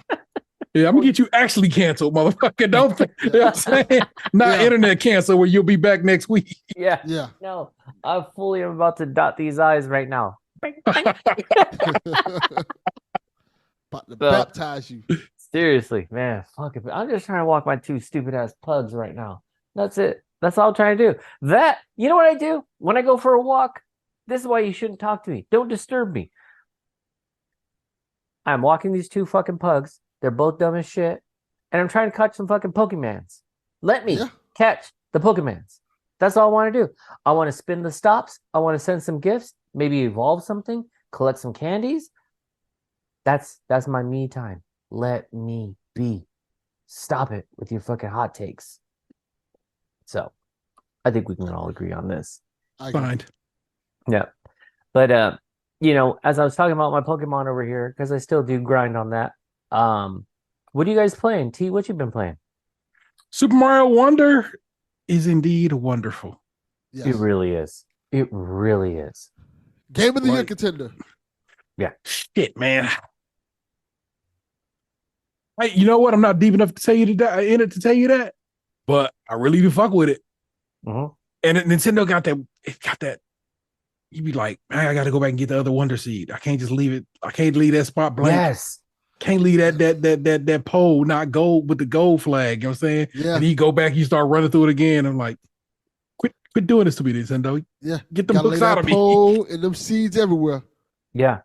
Pole Whoa. and seeds. Pause. No. Keep Damn. going. No, That was but, intentional. but you know what? That's right though, because like, why did I play the same level 4 times to just get one item? Like, Yeah. Nintendo does a great job of making the most out of a little because those levels aren't long. Like, it really does. About 5 minutes if you really look at it. Yeah. Yeah, because it really feels like early like Mario, where it's just like you could burn through the levels real quick, but it's that replayability, or it's that like once you finish the level, you're like, fuck, but if I was the elephant right now, I probably could. Yeah, I probably could do that. Okay, all right, let me go back. Let me do it again. And then I'm fucking playing the level multiple times, and I'm like, oh, I'm only 3 levels into this game. Why have I been playing for 12 hours? That's exactly where I'm at, bro. Pretty accurate. I think I had like maybe 2 boss fights. Maybe? No. I think I only had 1 boss fight. Yeah, then we're probably in the same place. But put a gang hours in already. Yeah, for sure. But it's like that game, it's just fun. It's just like, it's good classic fun. You can play it straight up and just still have a good time. You could be this, if you're the trophy hunter type of person that's got to collect completionist type of thing, it's got that for you too. Like, you could do all the things, and I'm just like, this is fucking smart.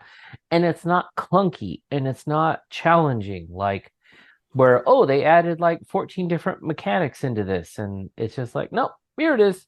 Yeah, run, it's challenging. It's challenging in the way it's meant to be, and that is, oh, look at this, check this out. You know what I'm saying? Go explore some more and do some things, or you could just run through it. My son be beating Mario. He used to beat Mario games like that because he'll just finish the levels. Yeah, and that's not how I'm built. No, like, no, we don't just finish levels. We go and clear a house. Well, that's like when it's one of the early levels, and I jumped from treetop to treetop. Mm-hmm. And this is where, like, if you've played other Mario games and you are a gamer, like, things sort of click for you. When I jumped treetop to treetop and then the tree bounced, I was and you knew butt slam. Yes, I was like, okay. It didn't explain the butt slam to me yet, but I knew it existed and I knew the combination. And then I was like, bump, bump, fucking tree shot up. And I was like, because I know what this is. This is the equivalent of a yellow ladder or a red barrel. Like, there are some things, the discolored portion of the wall, that is something, this is. So, fuck, that game is so good, man. It's so good. I'm hyped off it. Are you playing anything else? I ran through it. Well, since last we spoke, I ran through multiple times at this point. The DLC for Resident Evil 4 remake, the Ada Wong Separate Ways DLC. It's very good.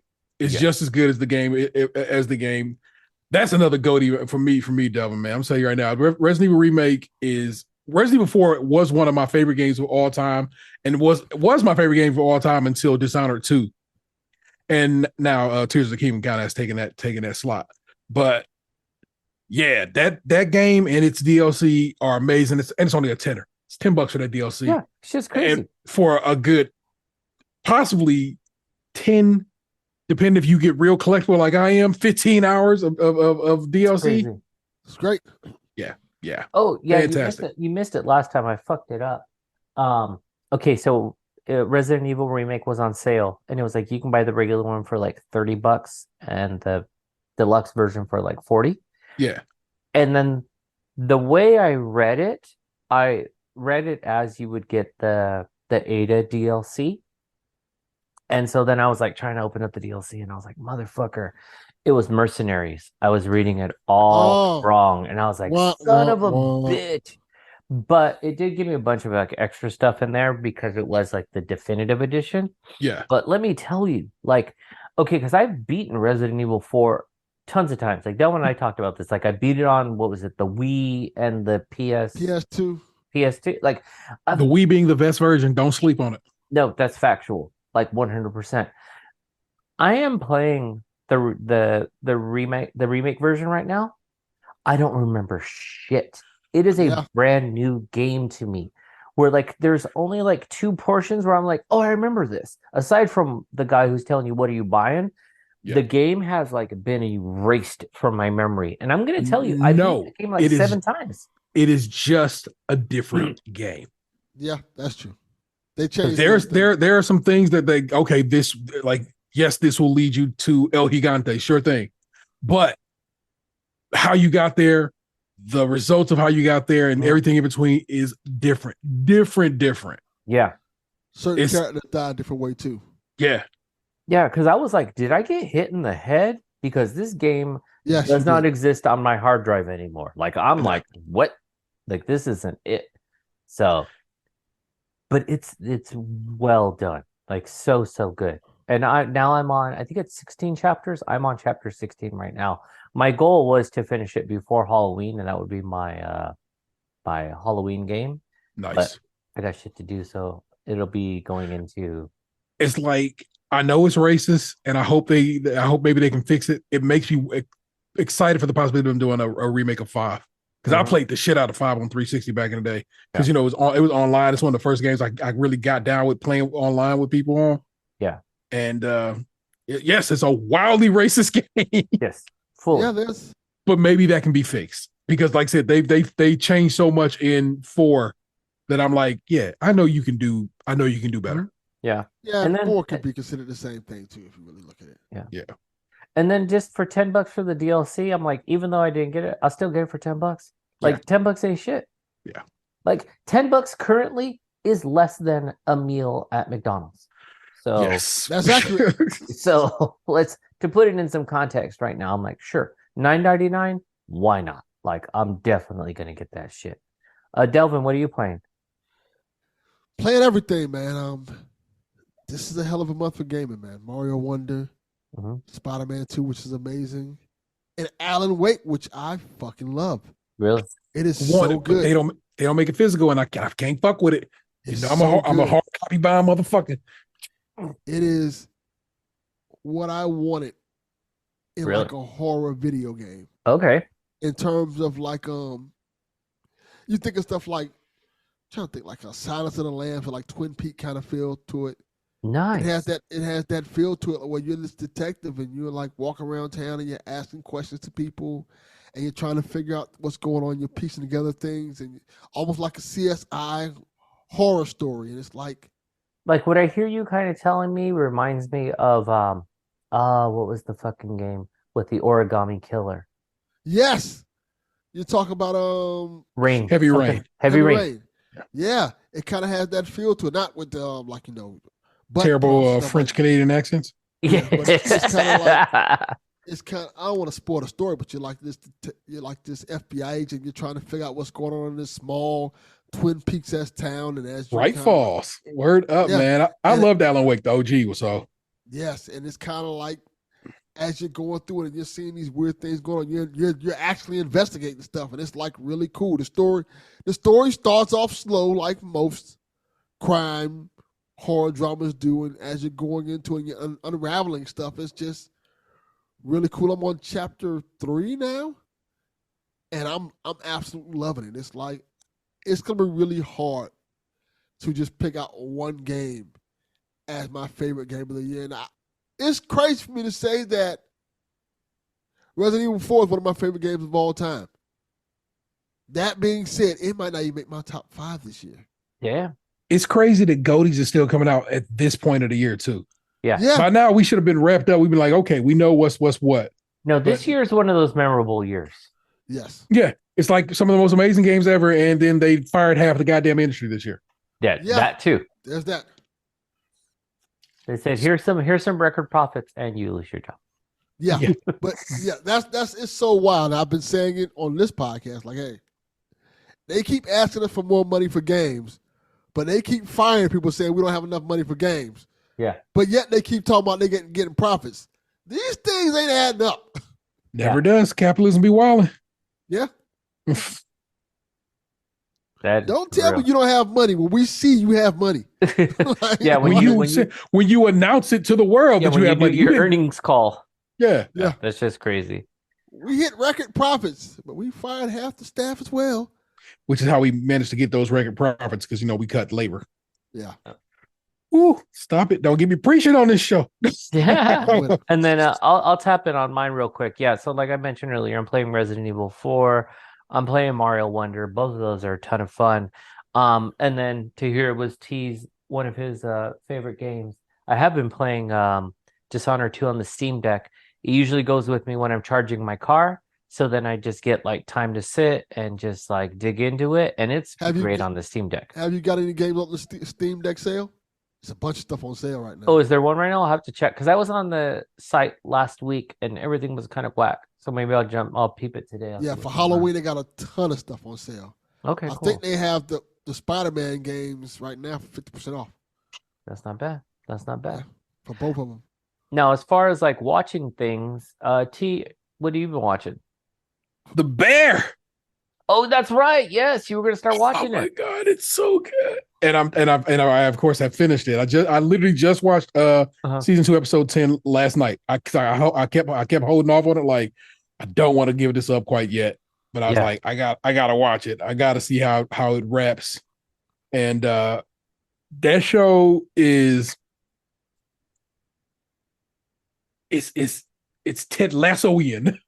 Again, yes. I just talked about this on my show last that I think it comes out this week. So you'll get a double helping of me praising the Bear for how very much like Ted Lasso it is, and then how very different it's not.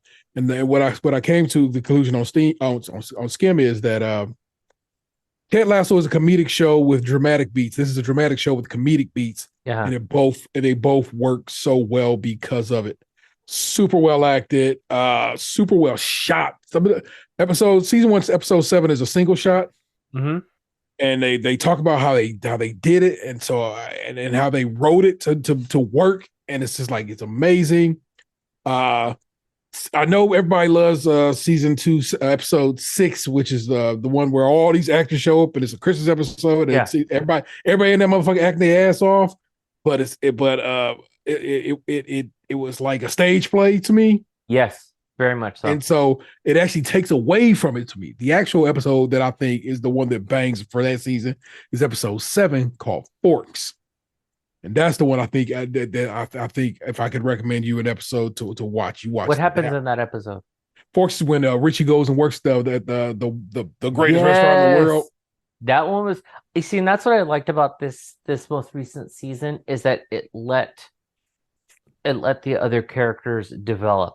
Yeah, when Richie like took the lead and like how he changed, because the other one I liked too was when the fucking homeboy went to like what, Stockholm or something like that. Yeah, to Denmark. Yeah, Denmark. Yeah. Like that was an awesome episode too, because it was just like he got to do his thing, he got to shine, he got to develop, and then came back to the shit. Like after having this like moment of just, I felt like this most recent season it did Atlanta but better, whereas Atlanta got weird, like this one kept it tight while still being loose in a way, and I think something the Bear does really, really well is that it says a lot in the empty space. Like it lets the scene breathe. Yeah. It allows for a tone to develop instead of just words. It's like a look, a stare, a sizzle, a scene, like it's like, oh, there's some shit happening in here right now. The show is so good. And then the fact that they went to Pequods, and I was like, I've been there. Bruh, it wrecked me. I was just like, yo, that's where we went to go. Because in life, the one time I met Chaufie in actual meat space, we went to Pequods. We went to that Pequods. Yes. Oh. And so I saw it when I was watching the episode. I'm like, hey, yo, that's where we went. And that was been there. Yeah, that is super dope to me. Yeah, also, then kind of gives you a sense of space of where that restaurant is supposed to be located.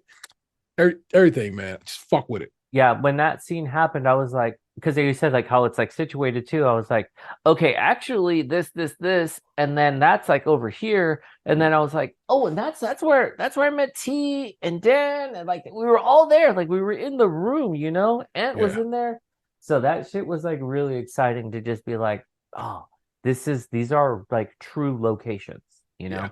Yeah. So the Bear is a fucking hit, dude. Oh, that show was so good, bro. It's only 2 seasons, 18 episodes total. First season is 8 episodes. Second season is 10, and they're like the first season. I literally binged that first season at a night. Didn't even intend to, but stayed up to like 4 or 5 in the morning and watched all of them. Yeah, and I think you would have to be you would be hard pressed to find someone who couldn't enjoy that show for some reason. Yeah. Maybe the tension might throw you, but the way all the characters move is like it's amazing. So yeah, okay. I'm glad you're watching it. How about you, Delvin? What you watching? You know what? I'll talk about something positive. I ain't gonna talk about what I watched that made me want to throw a TV set. What are you watching? Snuff films, man? Relax. No, because I was gonna say the Five Nights at Freddy movie, which is absolutely awful. Okay, I watched it. What did you think of it? Okay, so the movie's not good. it's terrible. But I will say this. The animatronics look good. Yeah, the fact that they're like practical effects, that shit was amazing. But watching it with my son, because he really wanted to watch it, and then I was opening up the Fandango app, and then it was like an ad for Five Nights, and it was like, watch it on Peacock or watch it in the theaters. And so then I was like, oh, well, I still got Delvin's account. Let's see what's going on. Watch it on Peacock for free. And so what was really, really helpful for me, because like Gavin was heavy into Five Nights at Freddy's. And I struggled with Five Nights at Freddy's because the story isn't there. Like, it really is just like camera 1, camera 2, flashlight. And I was like, I don't understand the purpose. Like, I'm not getting this game. And then so he broke down the lore, and he was like, oh, and this is this, and here's the story, and that made it interesting, because the then lore is incredible. Yes. And so when we would talk, he was like, okay, so here's the yellow bunny, and here's what's going to happen, and here's the significance. And I was like, oh shit, what? And then he's like, oh, that's the voice on the phone. So that means, it was almost like he was giving me like a behind the scenes director's cut, because I didn't have all that stuff. If I would have just watched that movie cold, I would have been like, well, that's an hour and 50 minutes I wasted in my life. But sitting and watching it with him and having him sort of walk me through the story, I was like, oh, now it's good, because now I get it.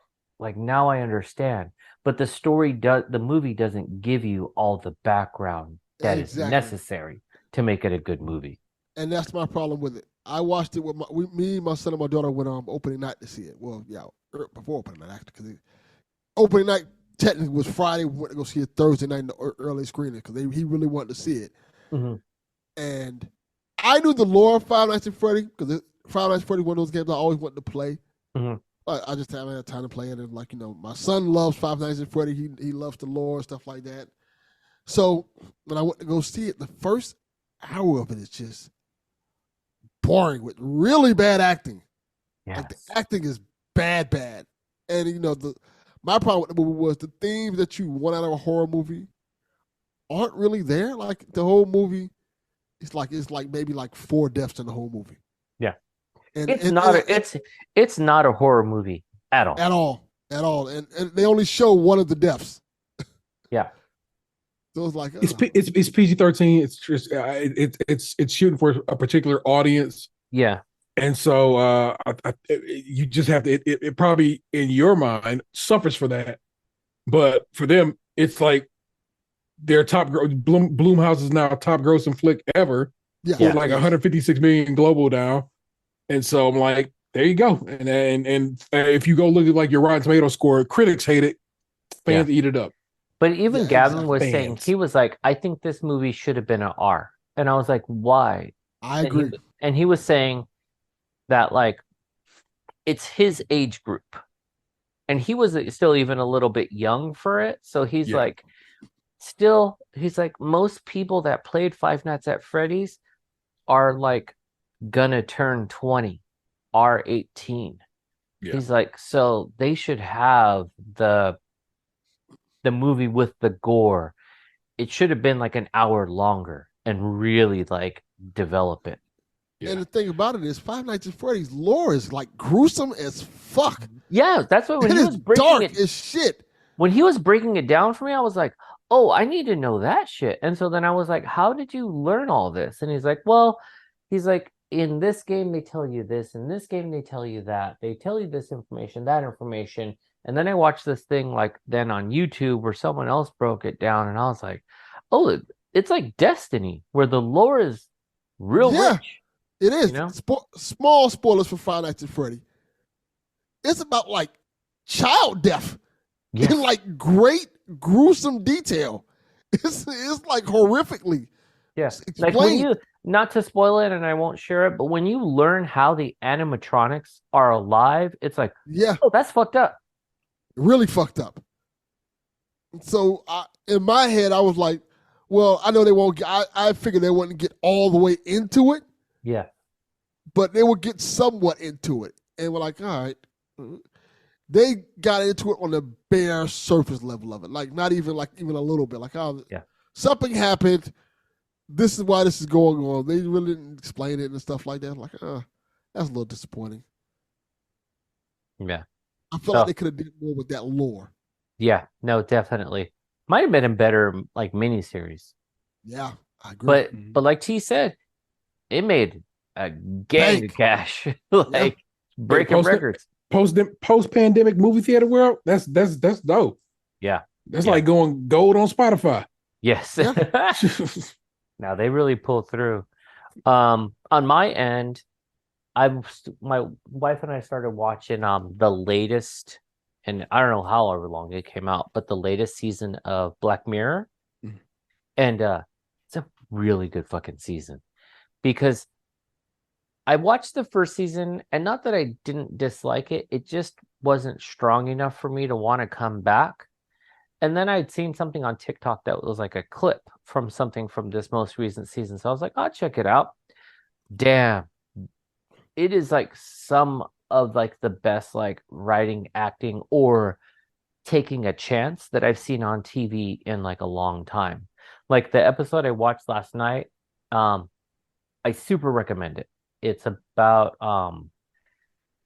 this woman who just basically has a real ho-hum life. She cuts her finger on a talisman, so she has to kill like 3 people before in 3 days type of thing. Okay. Just based on that, what you don't understand is that it's a love story. Like it's so good. It's like this season is like solid. There's probably only one episode that I was like, that one's kind of garbage. But the rest have been really, really fucking good. So if you haven't caught up on Black Season, dang, racist. Black Season. It's that almost racist? Black Season, baby. Hey, February. Nah, I'd recommend Black Mirror. Like I'm definitely gonna go back and watch some of the other seasons I've missed, but this one is like it's on point. Definitely. Y'all watching Loki? I haven't started yet. No. I've watched the first 2 episodes. I'm still going through it. So the first 4 episodes is what everybody was given to review. Uh-huh. And IGN gave Loki like a 5 out of 10. And I was I want to say it was real low. And maybe I was even like a 4.5 or something crazy like that. I'm like, wonder what's up with that. And now that I've seen the first 4 episodes, I know, and I've been saying this for a little bit now. IGN's TV and movie reviewers, whoever they are as of late, have just been on some bullshit. Yeah, and I would agree with that. I would tell you to not put your faith in IGN's reviews because these first 4 episodes of this show were fucking fantastic. People are giving it critical acclaim. They're saying Marvel is back because of these first 4 episodes. Yeah. So I'm just telling you, wild dope, considerably better than a 5. Yeah. Okay. 8.5, 9 in my current book, and I really love it. And I love the guys. I love the actors in it.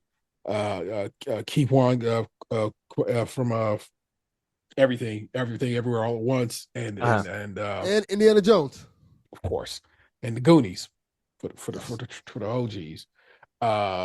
Eugene Cordero, who again I know from Lower Decks because he does a Lieutenant Rutherford on the Lower Decks.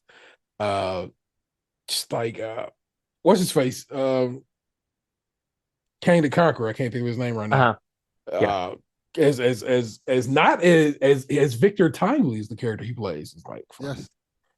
everybody's is on their game. He's on point, and it's really really well done. And just put some respect on it. There you Yeah, go. no, I'm gonna check it out for sure. It's on my to watch list, but Yeah, it's only gonna be six. It's only a 6 episode series, so you just let it all stack and then watch it all. no, I heard it was like split though. Like this is 6, and then it's like a split season. This is season 2 part 1, and then there's a season 2 part 2.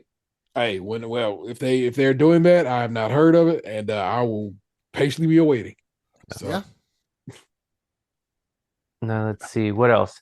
Oh, what you guys spinning? What you guys listening to? I was trying to listen to Run the Jewels, and then, well, And then you got two side Ds.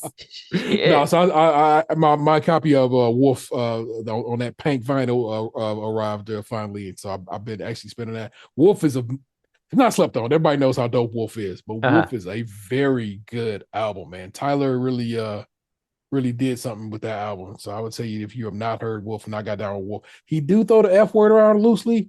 So so you might be that might be could lead to some offense, but keep it it's in not. your pods. It is being it's a Wolf is a story. There's a story being told on that album. So it's kind of more like appreciated on that level, and I think you'll be okay. He's not just being a homophobe.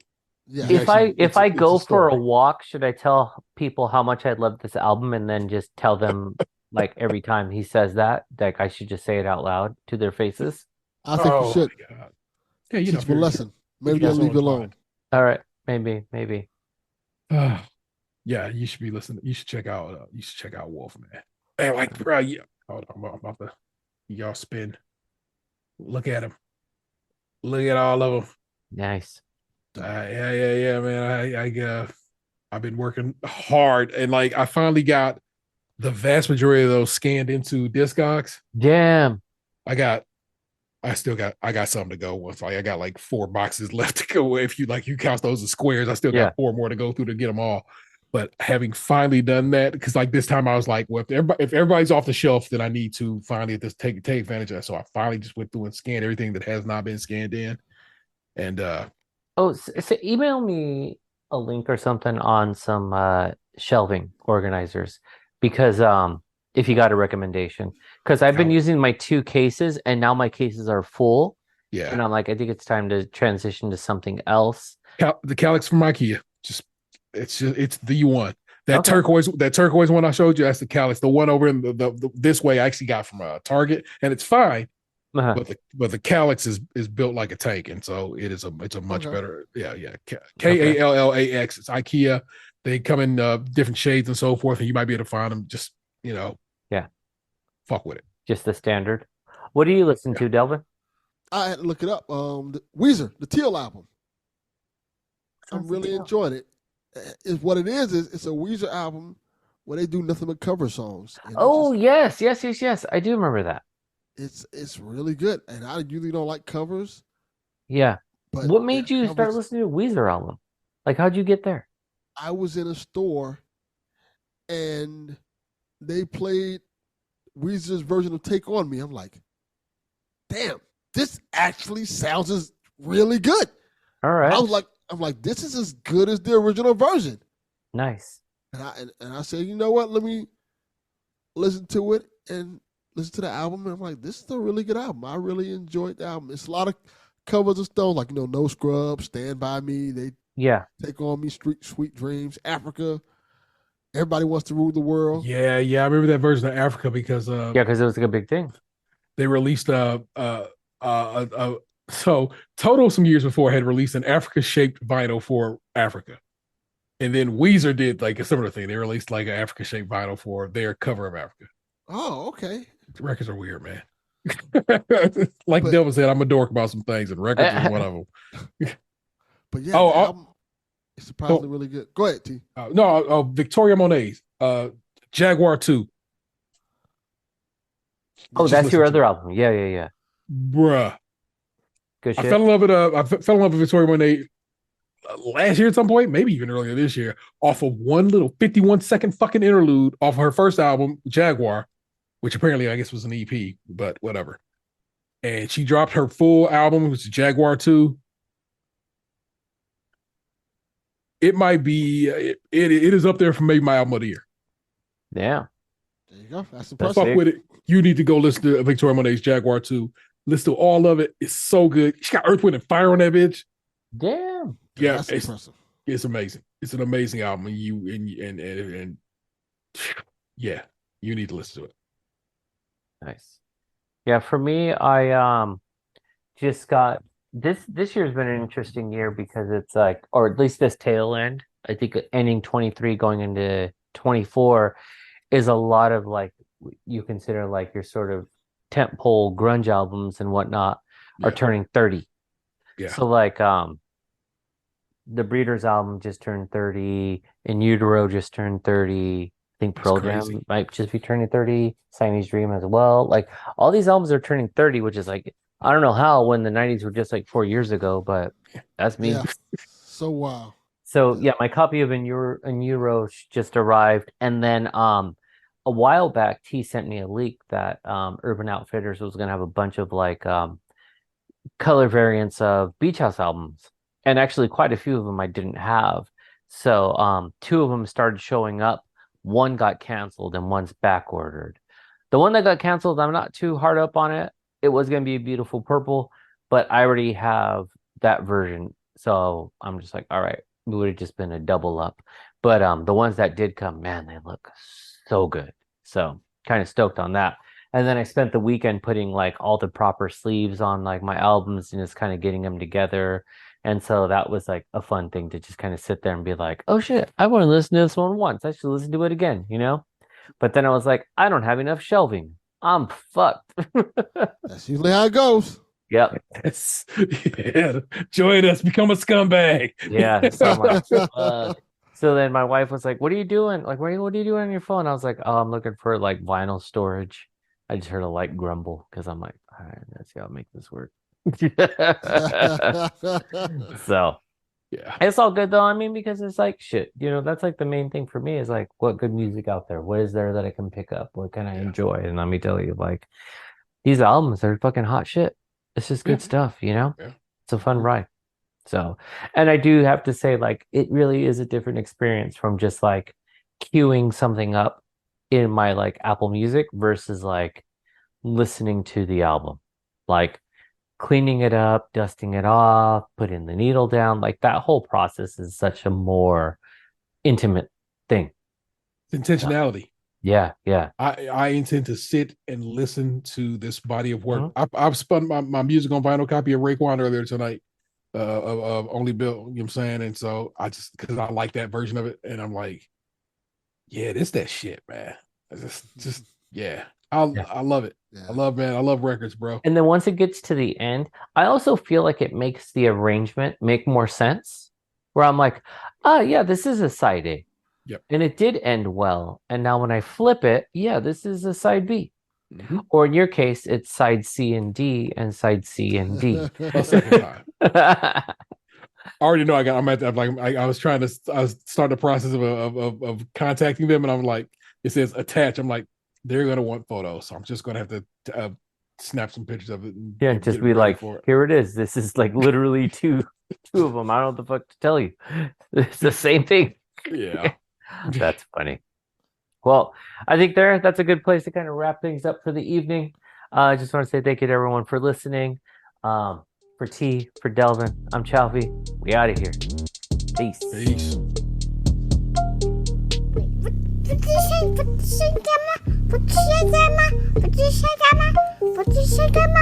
Mama. What? What did you say? Grandma's not here.